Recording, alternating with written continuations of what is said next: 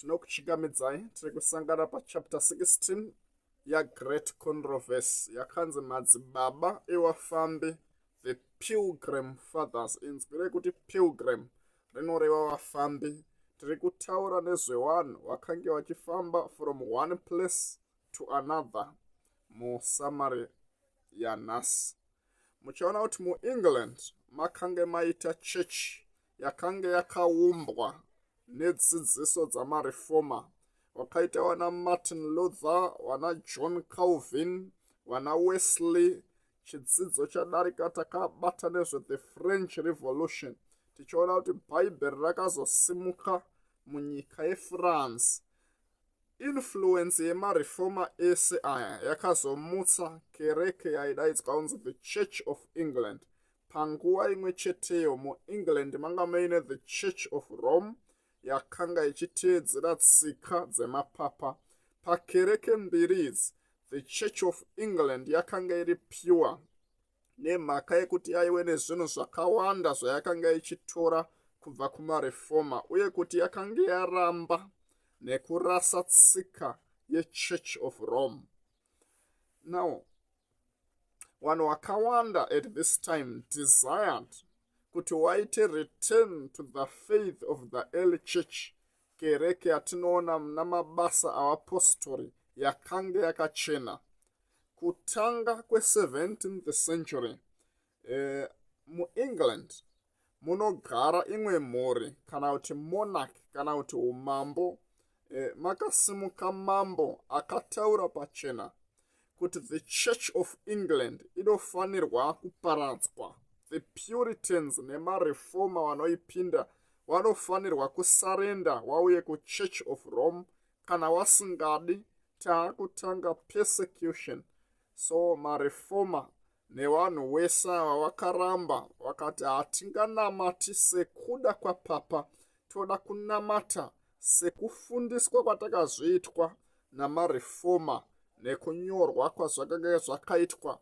Avo vazhinji vakaisa upenyu hwavo mumastake vachifira the Reformation truth. So persecution was rekindled. Masoja anotanga kuita hand down one. Vamwe vaiswa mumajeri, vamwe they were persecuted. Vamwe vakaitwa matortures akasiyana siyana. Vanhu vakawanda muEngland vanotiza vachitsvaga refugee munyika yeHolland. MuHolland vanodzidza mamwe matrade akasiyana evakanga vakajaira ekurima. Vanotanga zveumachanics. Vamwe vaiendawo mune zvakasiyana siyana mueconomy.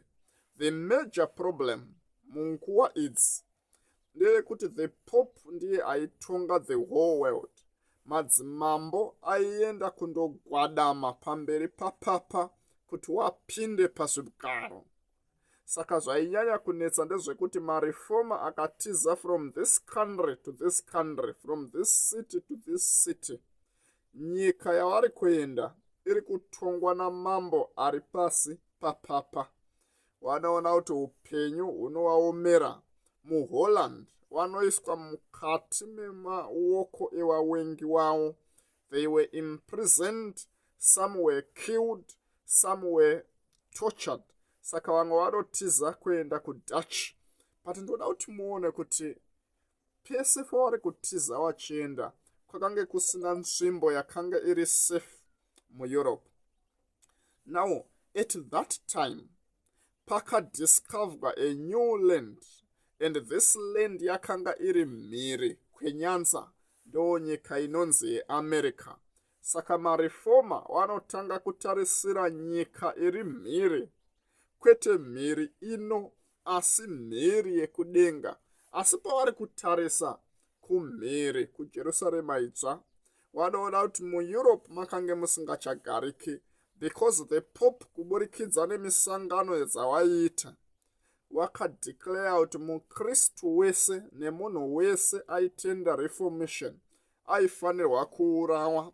Vaiti make desert everywhere.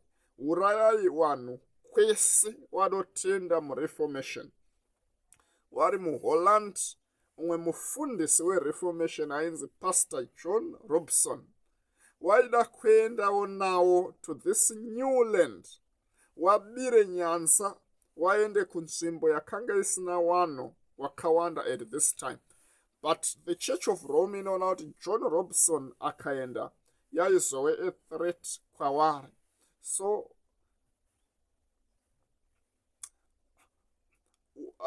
anorambidzwa, so anozoti ndarambidzwa kuenda, but imimi pamava kucrossa the oceans, go endai mundodzidza the Bible, mukaona new truth ikoko ivhetei nebhaibheri muigamuchire. Ataura nyaya yandirwadza yekuti problem yevatendi vazhinji ndeyekumira nevanhu vakatanga chitendero vasingadi kutsvaga chokwadi.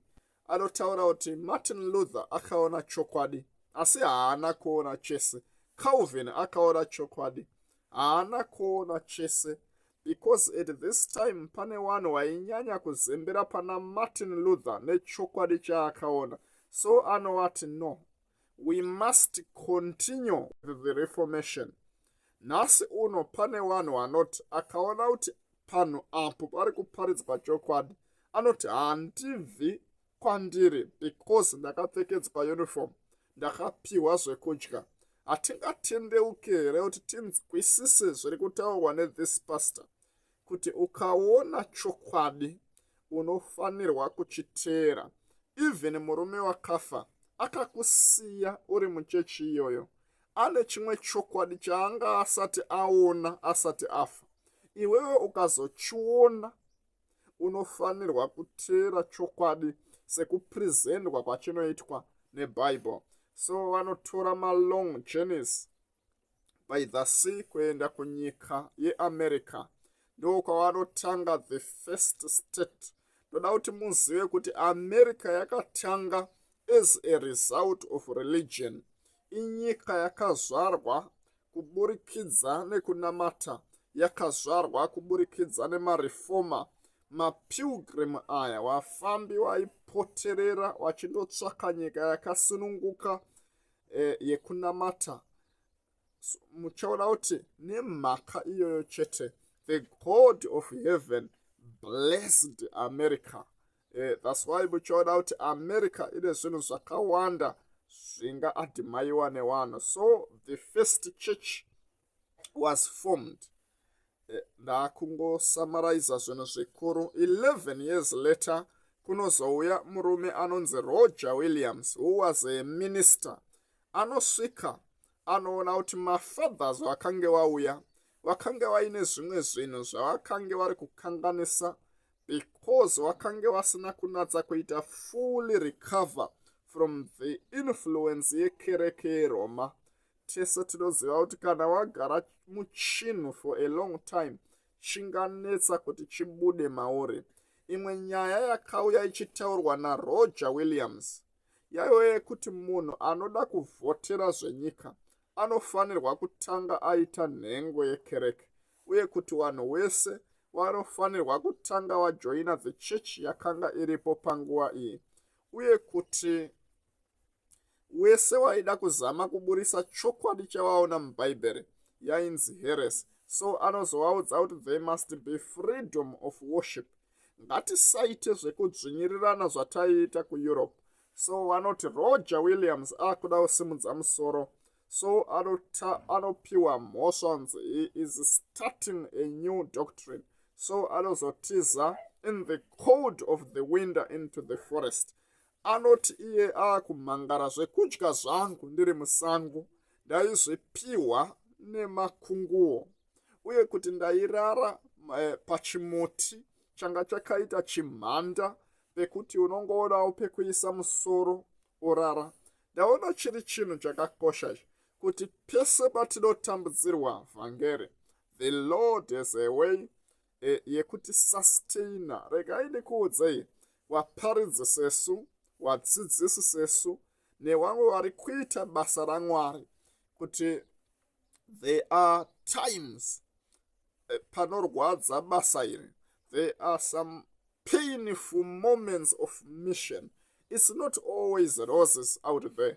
Pane imwe nguva yekuti ungambofunga kuti Mwari, basa renyu ndaneta, asi regai ndikusimbisei nechinhu ichi.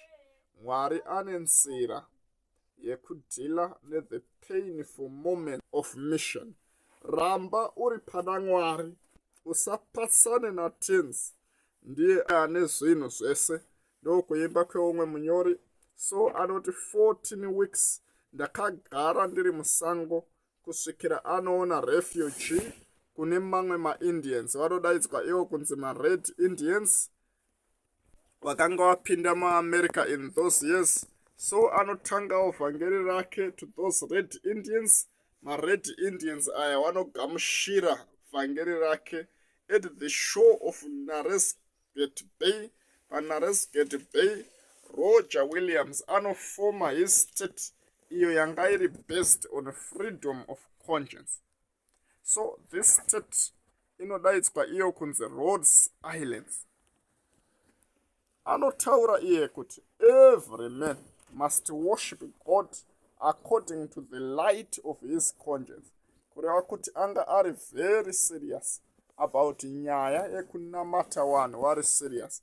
So zvinonzi wese wakanga vari kutambudzwa nepersecution from Europe, even muAmerica from Pilgrim Fathers, pavaitadza kuwirirana or so forth, wese waitiza waiuya to this island nekufamba kwenguva.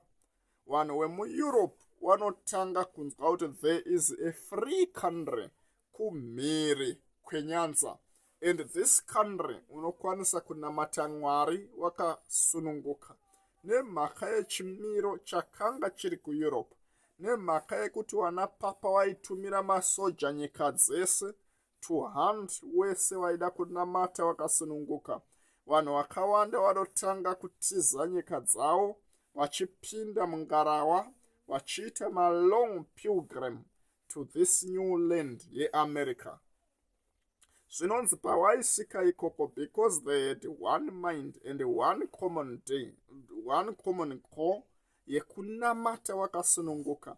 Zvinonzi at one time makanga muchishayikwa even zvidhakwa, nyika isina crime, nyika isina doro, nyika isina corruption, isina zvakaipa, ndo zvakaenda kundoitika. Ende munyori abva akomenda achiti ndo zvinoitika kana vanhu vakaisa bhaibheri panzvimbo, vakaribvuma, vakasatendera kuti matraditions auye, wotendera kuti bhaibheri ringe ririro riri kutungamirira, nyika inoita transformed. Not only nyika, but nhasi uno ukadecide kuti ndaakuda kuteedzera zvinotaurwa nebhaibheri, rinovhura misiwo yakavharwa, rinodzinga zvimwe zvese zvingakonzereswa naSatani, roisa order mukati meupenyu hwevanhu vanoritenda. Zvinonzi there was peace, uye kuti vanhu vese vanotanga kuuya vachifara kwazvo. Asi one problem yakanga yazoitika nemaPuritans kana kuti nevafambi ava yakanga iri yekuti muchechi vanhu ngavajoine chechi wega vanongovhota.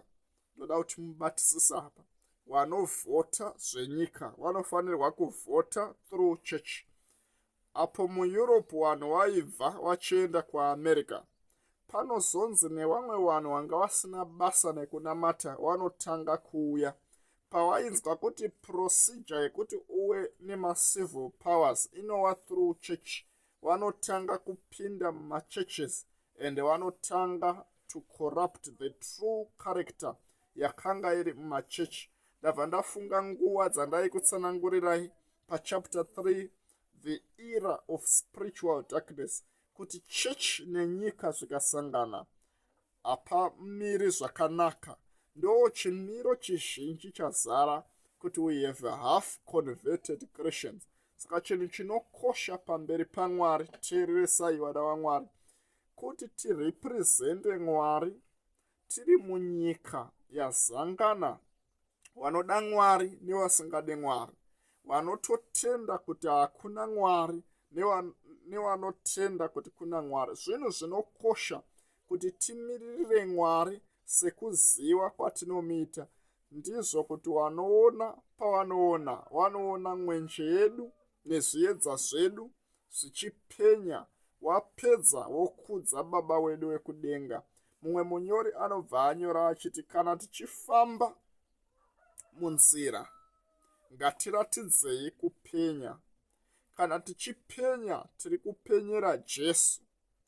Anoti chitsidzo ichochi ndicho chichatiponesa, kureva kuti kupenyera Jesu, kuspread the light of the gospel, ndo kunoita kuti munhu akure pamweya uye kuti akurudzirewo vamwe vanhu wauye pakutenda muna Jesu. Ndo chapter yedu vana vaMwari 16, the Pilgrim Fathers.